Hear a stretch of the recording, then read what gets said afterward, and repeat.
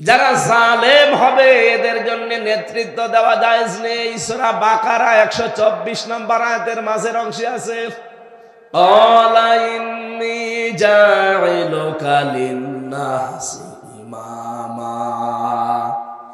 হযরত ইব্রাহিম আলাইহিস সালাম তিনি যখন জীবনের প্রতিটি পরীক্ষায় পাশ করে গেলেন, 50টা পরীক্ষা আল্লাহ তাকে করেছিল। কয়টা? প্রত্যেক পরীক্ষায় তিনি যখন পাশ করলেন, আল্লাহ পাক বলেন, ইব্রাহিম আমি তোমাকে মানব জাতির জন্য নেতা বানিয়ে দিলাম। হযরত ইব্রাহিম ওই সময় প্রশ্ন দিলেন, ক্বালা ওয়া মিন যুররিয়াতি। হে আল্লাহ, নেতৃত্ব দেওয়ার এই গুণাবলী, এই দায়িত্ব, এটা কি শুধু আমি পেলাম নাকি আমার বংশধর যারা আসবে, আমার সন্তানাদি তারাও পাবে? আল্লাহ সঙ্গে সঙ্গে জবাব দিয়ে দিয়েছেন, ক্বালা লা ইয়ানালু আহদিজ জালিমিন। ইয়ানালু এটা মোজারে, বর্তমান, ভবিষ্যৎ, প্রেজেন্ট, ফিউচার। এই এদিকে তাকান। রব্বুল আলামিন বলেন, কোন জালেমের জন্য এখন আমার কোনো ওয়াদা নেই, ভবিষ্যতেও কোন জালেমের সাথে আমার কোনো অঙ্গীকার নেই। এই আয়াত দ্বারা প্রমাণ হয় ইব্রাহিম নবীর সন্তান যারা দাবি করে কিয়ামত পর্যন্ত তারা নেতৃত্ব দিতে পারবে, কিন্তু জালেম ছাড়া তাদের নেতা হওয়া জায়েজ নেই। অন্তত 15.5 বছরে যারা ছিল এরা যে জুলুম করেছে, ওয়াজ করা লাগবে। এটা তো আমি প্রমাণ, আপনারা দেখতে পাচ্ছেন। 3টা বছর আমার ফাঁসির কন্ডেম সেলের ভেতরে শয়তান লেগেছিল। শরীর যে ওর পর থেকেই দুর্বল হওয়া আরম্ভ হয়েছে, এখনো আমি স্বাভাবিক না। কত পাওয়ার আলা ঔষধ চলছে, কত ডাক্তার আর দেখাবো। বাংলাদেশ সহ, সিঙ্গাপুর সহ, মালয়েশিয়া সহ কত জায়গা দেখালাম। সবার এক কথা যে আপনার ভেতরে যা দিয়েছে এখন স্বাভাবিক হতে সময় লাগবে, কিন্তু সেই সময়টা তো আপনারা দিন না। বাড়ি যে হাত ধরে পড়ে থাকে যে যাওয়াই লাগবে, এসে আমি করবো কি? এই জন্যই তো মন মতো কথা বলতে পারছি না। আমার ভাইরা, তাহলে আয়াত থেকে যেটা প্রমাণ পেয়েছি, সামনে যেন কাজে লাগাতে পারি, কোন জালেম নেতা হতে পারবে। আমরা কিন্তু অনেকেই 5 তারিখের পর থেকে অনেক নতুন জালেম দেখতে পাচ্ছি। চাঁদাবাজি করা এটা জুলুম না? কথা বলেন না কেন? ছিনতাই করা এটা জুলুম না? ডাকাতি করা এটা জুলুম না? কালকে আমি নাটোর থেকে পাবনার এই রাস্তায় ডাকাতের কবলে পড়েছিলাম, কিন্তু আমার মনে হয় 8-10 মিনিটের কারণে আল্লাহ আমারে বাঁচিয়ে দিয়েছে। আমরা এসেই দেখি গাড়ি ব্রেক করা, গাছ ফেলা। ওরা কাজ মাজ করে মনে হয় চলে গেছে, তারপরে আমরা ঢুকেছি। আর একটু আগে আসলে আমারও খবর ছিল। কিছু না কিছু হলে অন্তত মোবাইল গুলো তো নিয়ে নিত, বলতো হুজুর দোয়া করিন। আমি একবার পেয়েছিলাম ওই জেলে যাওয়ার আগে 19 সালে, সেদিন পাবনা থেকে লালন ব্রিজ পার হয়েই কেবল মাঠের ভেতরে, আর দেখি গাছ ফেলে রেখেছে, গাড়ি থেমে গেল। ড্রাইভার আমারে বলছে, হুজুর মুখ বের করেন, আপনাকে দেখলে হয়তো ওদের দয়া হতে পারে। ও আল্লাহ, মুখ বের করে দেখছি, বলছে যা আছে দিন। আগেই তো ভালো ছিলাম। সবগুলো নিয়ে নেওয়ার পরে বলছে, হুজুর চলে যাচ্ছেন, ভাড়া মাড়া কিছু আছে? কুষ্টিয়া যেতে তো তেল মেল লাগবে, কিছু নেবেন না? তেলও তো নেওয়া লাগবে। শেষে 500 টাকা বের করে বলছে যে তেল কিনে চলে যান, বেশি দূর নেই। ড্রাইভার আমারে বলছে, হুজুর ডাকাত হলো। ইমানদার ডাকাত, ইমানদার ডাকাত।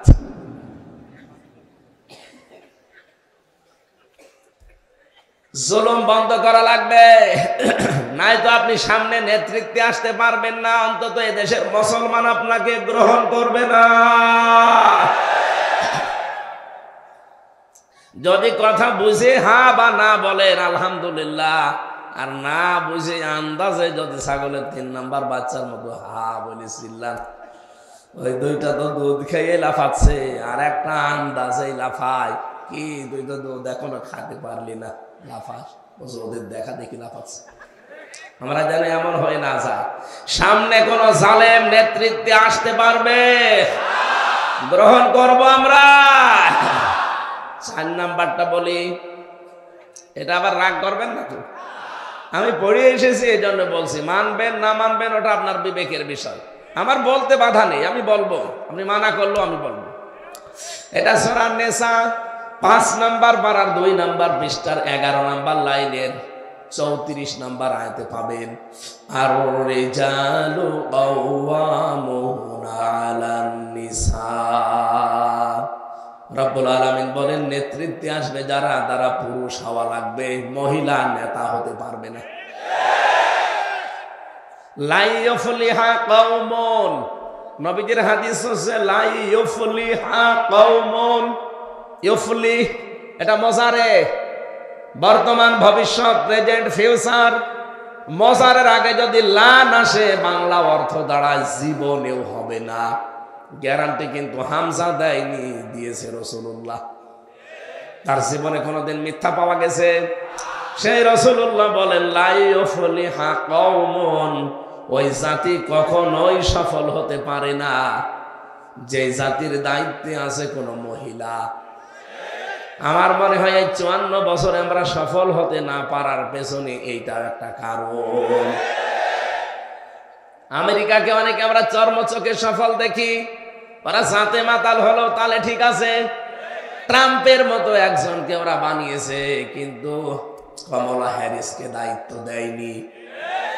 আপনি ওদের কাছ থেকে সব নেন, ওদের পোশাক আশাক নিয়েছেন, ওদের চুলের কাটিং নিয়েছেন, এটা নিতে পারেন না। ওরা শত শত বছরে আজ পর্যন্ত কোন মহিলাকে নেতা বানায়নি, আর আপনি ওখান থেকে সব নেবেন, শুধু এইটা নেবেন না, এইটাও সামনে নেওয়া লাগবে। কোন মহিলা আমাদের নেতা হতে পারবে? আরো জোরে, যারা নেতা হবে তাদের পুরুষ হওয়া লাগবে। কারণ পুরুষ মানুষ রাতে দিনে যে কাজগুলো করতে পারে, একজন মহিলা রাতে দিনে ওই কাজ করা সম্ভব না। আমি এখন শুধু নাভি থেকে হাঁটু পর্যন্ত ঢেকে খালি গায়ে এখান থেকে ফরিদপুর পর্যন্ত হেঁটে যাব, সে ক্ষমতা আমার আছে। একজন যুবতী মেয়ে লোক 25 বছর বয়স, নাভি থেকে হাঁটু পর্যন্ত ঢেকে আমার পেছনে যেতে পারবে। আমি একটা কথা বললাম, এরকম বহু জায়গায় পারবে না। কারণ বাইরের কাজ সব আল্লাহ পুরুষের দায়িত্ব দিয়েছেন, আর ভেতরের কাজ সব আল্লাহ মেয়েদেরকে দিয়েছেন। মেয়েদের যে কাজ আছে, আপনি যদি শত চেষ্টা করেন, জীবনও তাদের ওই কাজ করতে পারবেন না। করলে তার ভেতরে ভুল ত্রুটি হবে। মেয়েদেরকে কাজ দেয়নি আল্লাহ তা না, ওদেরও বহু কাজ আছে সংসারে, হয়তো আমরা টের পাই না। তাই মেয়েরা যে রান্না বান্না করে, আপনি একটু যেদিন বউ বাড়ি থাকেন একটু রান্না করে দেখেন তো, ছাতা কুকুরেও খাবে না। একটা লোক একদিন বউকে ধমকাচ্ছে যে কি কাজ করো তুমি, ছাতা বাড়িতে শুধু ঘুর ঘুর করো, শুধু ঠোকামুখি করো, কোনো কাজ নেই তোমার। মহিলা বলছে, আমার কাজের কোনো গুরুত্ব নেই তোমার কাছে, আগামীকাল থেকে তোমার কাজ আমি করব, আমার কাজ তোমার করা লাগবে। যে একটা ব্যাপার হলো। সকালবেলা মহিলা গরু আর ছাগলগুলো নিয়ে গেছে খুলে মাঠে চড়াতে, রান্না করা লাগবে। চাউল কই? খোঁজ খবর নিয়ে দেখে চাউল আছে, কিন্তু এখনো ঝাড়া হয়নি। এই চাউল তো রান্না করা যাবে না, ঝাড়া লাগবে, এর ভেতরে তো তুষ আছে, খুদ আছে, কি করা যায়? কোলা নিয়ে এসেছে, কোলা নিয়ে এসে ঝাড়বে চাউল, হাতের উপরে দিয়ে নিচে যে বাড়ি দেওয়া লাগে, ও ছাতা তো জানে না, খালি এমনি এরকম করে। সারাদিন কেটে যাচ্ছে, দুপুর বেলা একেবারে বউ এসে বলছে, কই খাবার কই? বলছে, তোমার মতো বজ্জাত মহিলার সাথে সংসার করা যায় কেন? চাল ঝাড়তে গিয়ে কোলার নিচে যে টক টক করে আওয়াজ হয়, সে কাটি কই? তুমি কাটি খোঁজো? সম্মানিত মা বোনেরা, আপনাদের কাজেরও গুরুত্ব আছে। পুরুষেরা বাইরে জিহাদ করে যে সওয়াব পাবে, আপনি শুধু সন্তানটা পেটে নিয়ে সেই সওয়াব পাবেন। নবীজি বলেন, একজন মহিলা যখন সন্তান পেটে নেয়, সন্তানের কারণে সে হয়তো রাতের বেলা ঘুমাতে পারে না, খাবার খেতে পারে না। রাতে তাহাজ্জুদ পড়লে যে সওয়াব হতো, দিনের বেলায় রোজা রাখলে যে সওয়াব হতো, আল্লাহ ওই সওয়াব তার আমলনামায় লিখে দেন। আমার বোঝানোর বিষয় ছিল সামনে কোন মহিলা আমাদের নেতৃত্বে আসতে পারবে। শুধু আজকে এখানেই না, সারা বাংলাদেশে এটা আমি ছড়াচ্ছি, নেতা হবে পুরুষ। কথা বলেন না কেন? নেতা শুধু পুরুষ হলে হবে না, পুরুষের পাশাপাশি সৎ এবং যোগ্য হওয়া লাগবে। এই দেশে অনেক মানুষ যোগ্য ছিল কিন্তু সৎ ছিল না। এই জন্যে যে দরবেশ বাবা সালমান কি করেছে, 36,000 কোটি টাকা চুরি করেছে। আপনাদের জেলাও ছিল একজন বিয়াই, আঙ্গুল ফুলে কলা গাছ হয়ে গিয়েছিল। কথা বলেন না কেন? কোথায় সে বিয়ায়ের ছোট ভাই তো আমার সাথে জেলে ছিল। ডাক দিয়ে বললাম, কি বড় ভাই, এক জায়গায় তো আছি এখন। আপনি আমাকে কতবার এই ফরিদপুর থেকে ফেরত দিয়ে দিয়েছেন যে না, হামজারে আমি ঢুকতে দেব না। আজকে আল্লাহ জায়গা মতো আপনাকেও ঢুকিয়ে দিয়েছে। আমি যখন খাবার খেয়ে না খেয়ে থাকি, আপনারও ওরকম খাওয়া লাগবে। আমার একদিন দেখা হয়েছিল, পাশের বিল্ডিং এ ছিল, তো মাঝে মাঝে যেতাম, বলতাম দেখি বিভিন্ন পরিচিত লোক আছে, এটিএম আজহারুল ইসলাম আছে, আল্লাহর একজন জিন্দা শহীদ। মানুষ তো মরে গেলে শহীদ হয়ে যায়, উনি তো জিন্দা শহীদ। 13টা বছর জালেমরা বিনা কারণে আটক করে রেখেছে। এদেশে জালেমদের যতগুলো মামলা সবই যেহেতু খারিজ হয়ে যাচ্ছে, লুৎফুজ্জামান বাবর যদি ছাড়া পায়, গিয়াসউদ্দিন মামুন যদি ছাড়া পায়, মাওলানা জসিমউদ্দিন রহমানি যদি ছাড়া পেয়ে মুক্ত বাতাসে আসতে পারে, আমরা এটিএম আজহারুল ইসলামের মুক্তি কামনা করছি। তারা তার মুক্তি চান দেখে লিল্লাহে তাকবীর।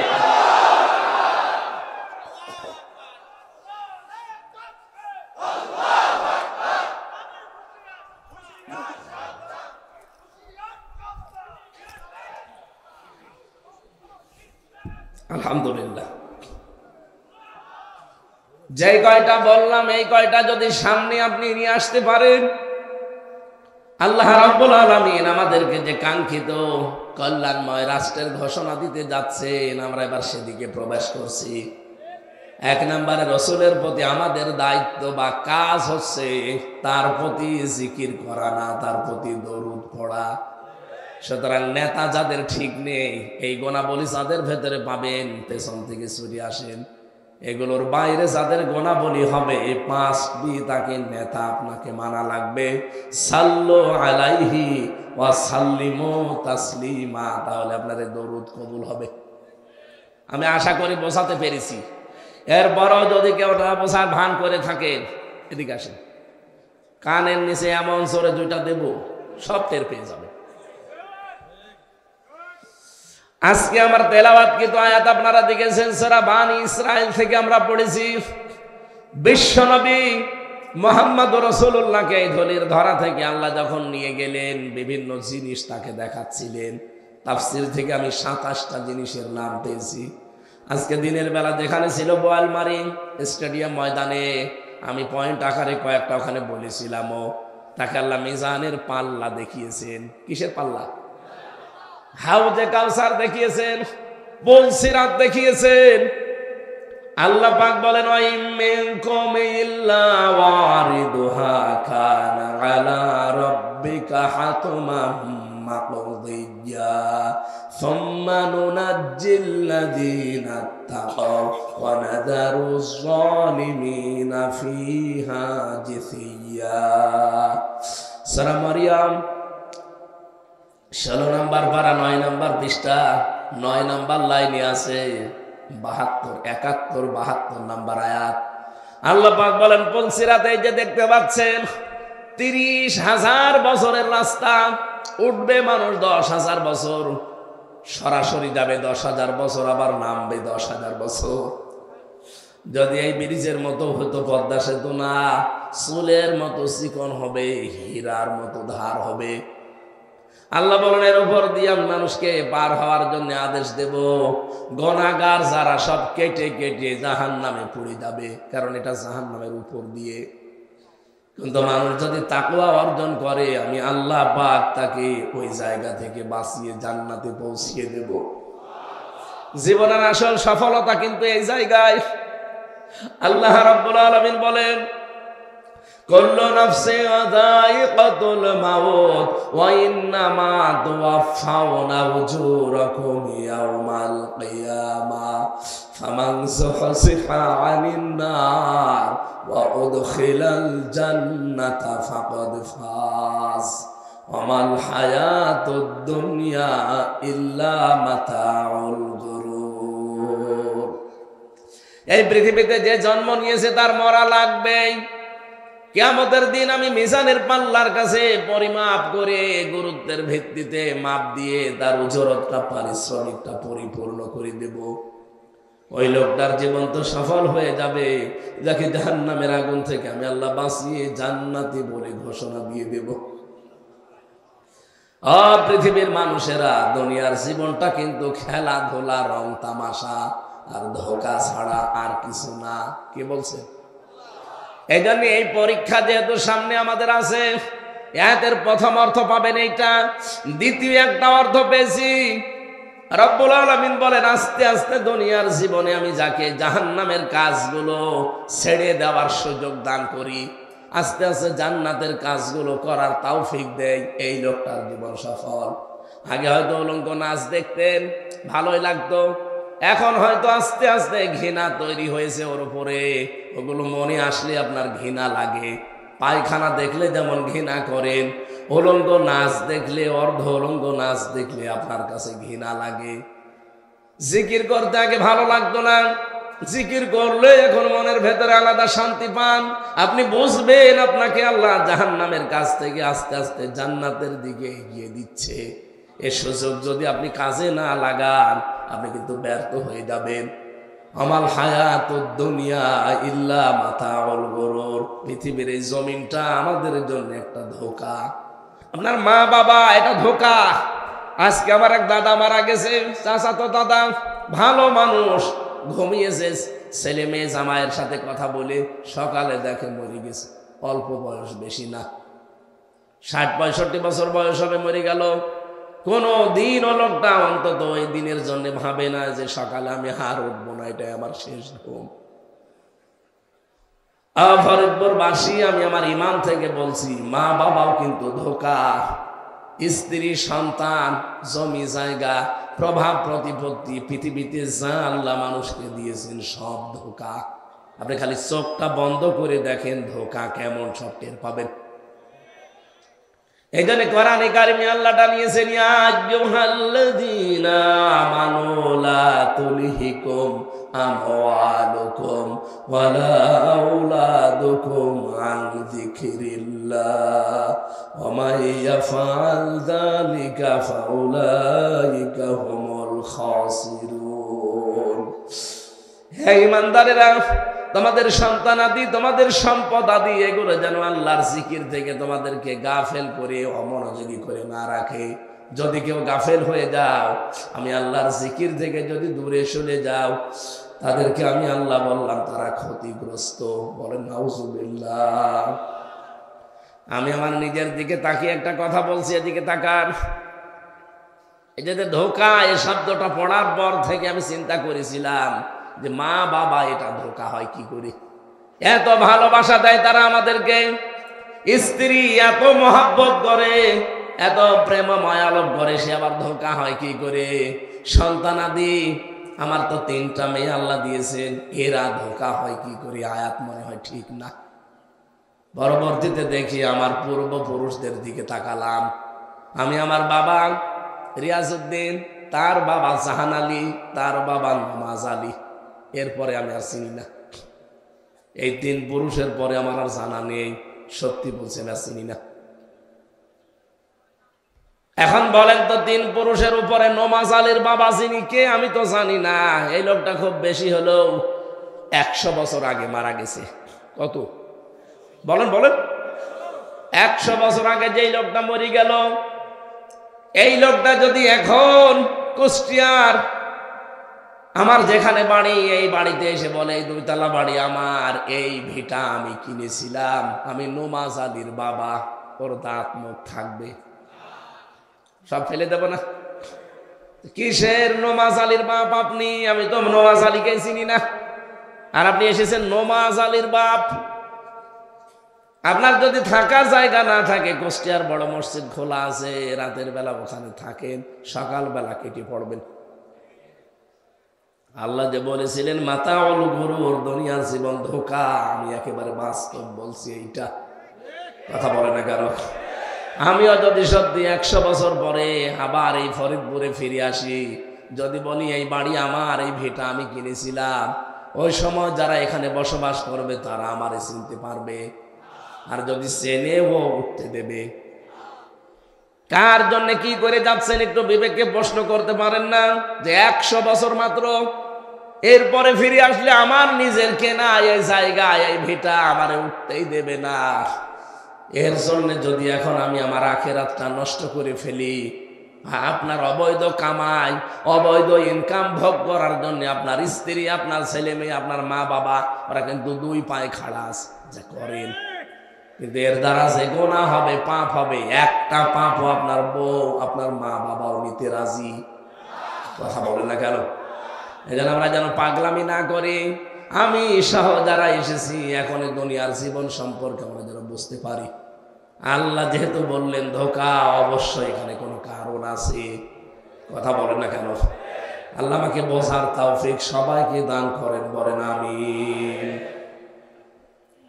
নবীজিকে আল্লাহ জিনিসগুলো দেখাচ্ছিলেন, হঠাৎ করে তার গবেষণাগারে বসিয়ে বললেন আপনি একটা রাষ্ট্রের দায়িত্বে নিতে যাচ্ছেন। কল্যাণময় রাষ্ট্র গঠন করতে হলে আপনাকে 14টা কাজ রাষ্ট্রে করা লাগবে।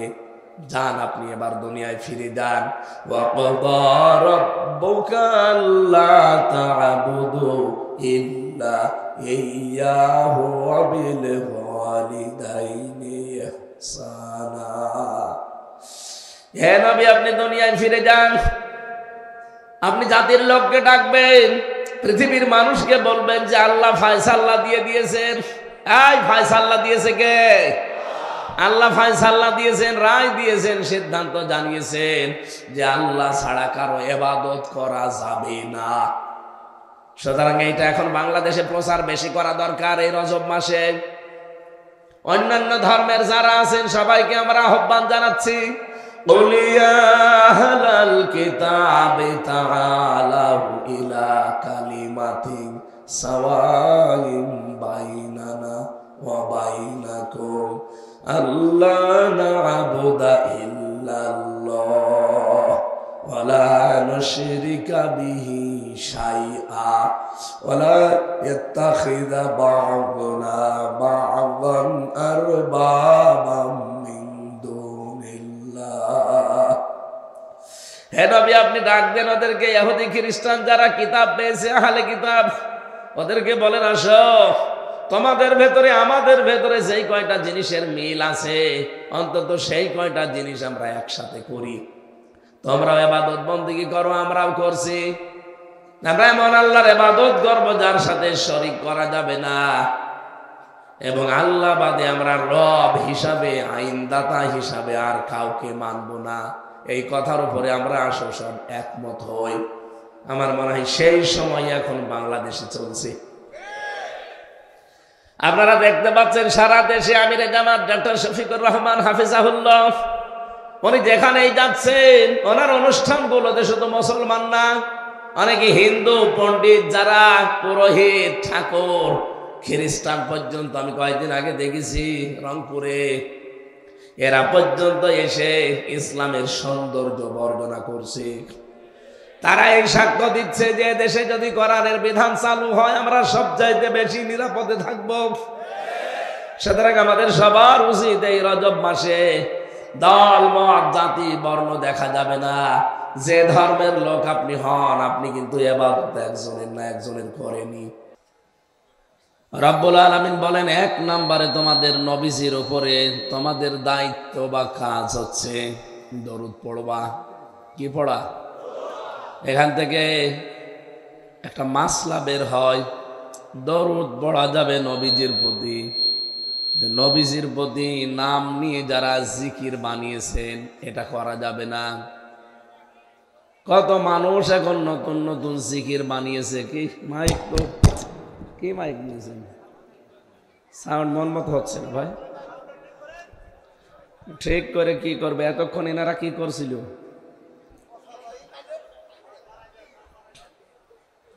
জেলা শহরের মাইক নেবেন, ভালো মাইক নিয়ে আসবেন। কি ছাতা নিয়েছেন? আমার ভাইরা, আওয়াজ যা আছে বাড়িয়ে রিভাব দেন।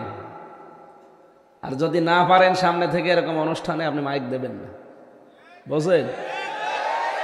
লক্ষ লক্ষ মানুষ আছে এখানে।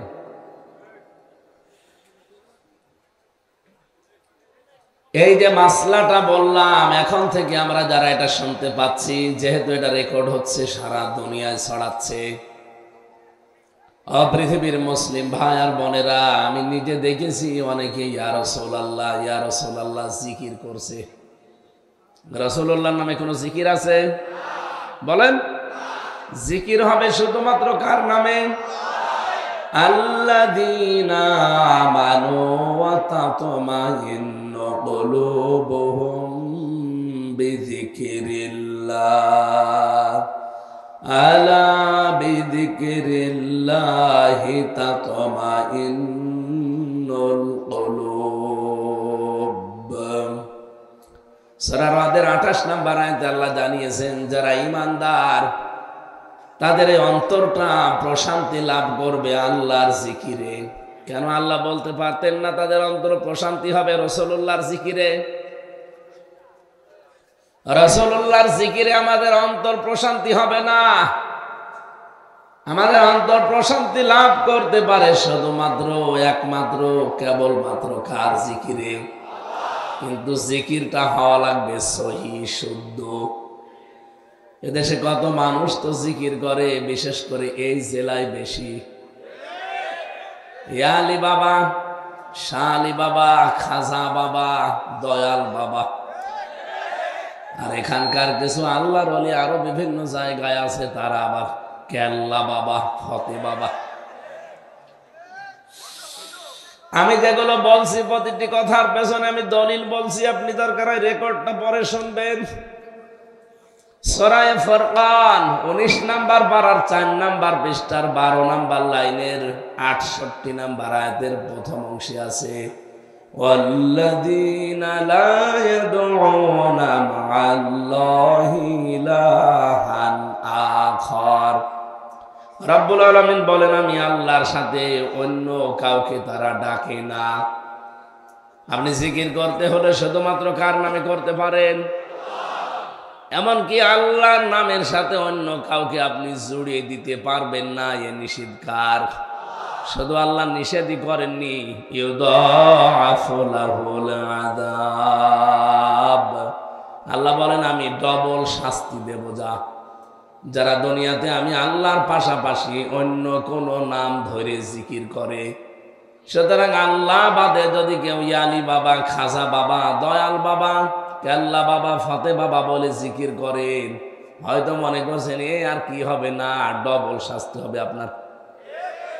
আজকে থেকে এটা নিষিদ্ধ। কি কথা বলেন এখন?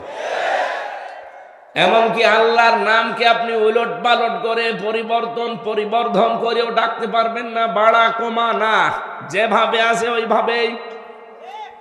আপনি যদি জিকির করতে চান বলবেন সুবহানাল্লাহ, আলহামদুলিল্লাহ, লা ইলাহা ইল্লাল্লাহ, আল্লাহু আকবার।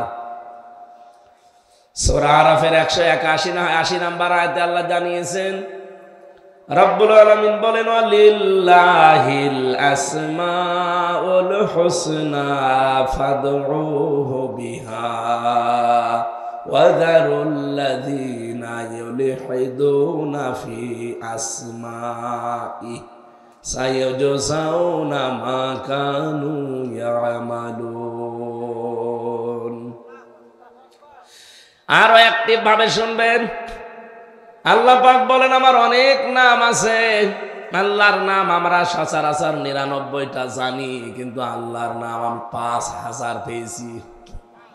এই 5000 নামের ভেতরে যে নামে পারেন আপনি ডাকতে পারেন, কোনো অসুবিধা নেই।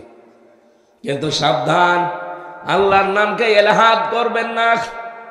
এলহাদ মানে পরিবর্তন করে দেওয়া। এ জেলায় যারা জিকির করেন আল্লাহ আল্লাহ আল্লাহ, এরপরে হু হু, এর ভেতরে কি আপনি পাবেন আল্লাহকে? কোথায় পেয়েছেন ভণ্ডামি? আপনি আল্লাহর নামকে উচ্চারণ করবেন কি বাঁকাচোরা ভাবে, ভাঙ্গাচোরা ভাবে না স্পষ্ট? আরাতিলিল কুরআনা তারতিলা। রব্বুল আলামিন বলেন, কেউ যদি কোরআনে কারিম পড়ে সে যেন শুদ্ধ করে তারতিলের সাথে স্পষ্ট ভাবে থেমে থেমে পড়ে। যেহেতু আল্লাহ এই শব্দটা কোরআনে নেই, বলেন বলেন, সুতরাং এখন থেকে ডাকতে হলে এটা শুদ্ধ করে উচ্চারণ করবেন। আপনার এই মুখের দিকে আমার আল্লাহ তাকিয়ে আছে, দেখি আমার বান্দা শুদ্ধ করে নামটা বলে কিনা। এটা কোরআন হাদিস না, একটা ঘটনা পড়েছিলাম কিতাবে। আল্লাহর এক বান্দা দেখেছেন, একটা রওশনের সাথে হয়ে গেছে আর একটা দাঁড়িয়ে আছে ওই মহিলার মতো। এখন এখানে আসেন, আপনার কিভাবে মায়ের দিয়ে এখানে আসেন।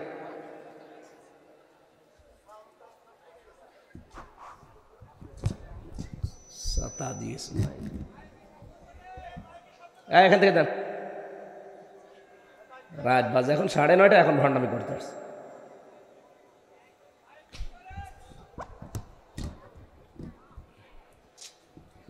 এই হোসাইন আসে কি করতে গো? হ্যাঁ,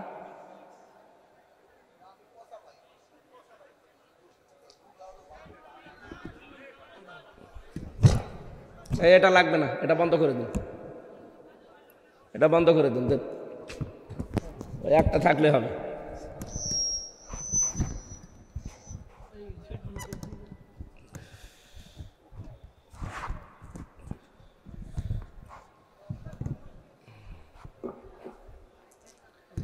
আওয়াজ বাড়িয়ে দেন।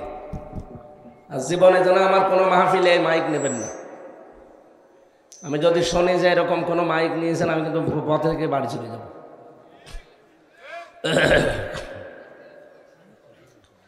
সুবহানাল্লাহ আলহামদুলিল্লাহ লা ইলাহা ইল্লাল্লাহ সুবহানাল্লাহ আলহামদুলিল্লাহ। জবান খুলে পড়েন সুবহানাল্লাহ আলহামদুলিল্লাহ লা ইলাহা ইল্লাল্লাহ লা ইলাহা ইল্লাল্লাহ মুহাম্মাদুর রাসূলুল্লাহ। ফরিদপুরবাসী ক্লাস চলছে, ক্লাসের মতো করে কথাগুলো আপনি আয়ত্ত করে নেবেন। আমি যে কথা তুলেছিলাম, আল্লাহর নামকে আপনি এলহাদও করতে পারবেন না। আমি যা বলছি এগুলো এমনি এমনি বলা দরকার বলি আপনি শোনা দরকার শোনেন, বিষয়টা এমন না। আল্লাহর নির্দেশ, জিকির করা লাগবে বলেন তো শুধুমাত্র কার নামে? এমনকি তার নামকে আপনি এলহাদ মানে পরিবর্তন করতেও পারবেন না। সুতরাং এই দেশে হয়তো অনেকে বুঝে হোক না বুঝে হোক, ওই ভণ্ড পীরদের প্রতারণায় খপ্পরে পড়ে তারা জিকির নতুন নতুন বানিয়েছেন। আপনি ভুল পথে আছেন। ওদেরকে যদি আপনি জিজ্ঞাসা করেন যে দলিল বলেন, ওদের দরবার নষ্ট হয়ে যাবে, দলিল পাবে না। তাহলে আজকে থেকে জিকির শুনলাম, আযকুর রাব্বাকা ফি নাফসিকা তাদাররুআন ওয়া খিফাতান ওয়া দুনাল জাহরি মিনাল কওলি বিল গুদুবি ওয়াল আসাল ওয়া লা তাকুম মিনাল গাফিলিন।